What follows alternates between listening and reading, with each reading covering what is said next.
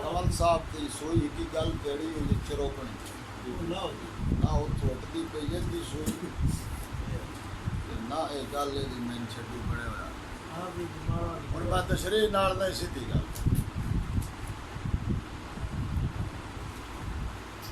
तो सर पर वैना मेरी अखियां दी बरसात खलार उच्ची आग दे सजन दिलासियां दी दीवार उसार मेरी मन्ने ता सांवल सिर अपने तू सारे कर्ज उतार के बगमा तेरी ओदरा में पीछे मारी घटना है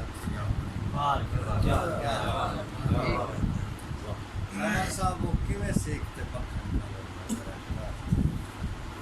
मेरे खत तरले शुगल न समझी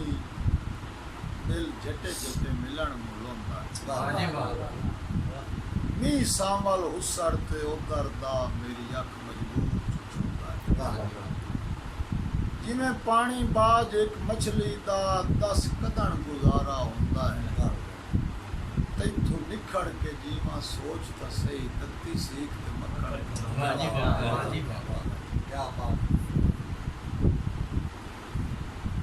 नहीं खुलदे सोच दे वाला विच इंज सजन अड़ा अग्गा राह कोई नहीं पिछा वाह कोई नहीं विचकार निमाने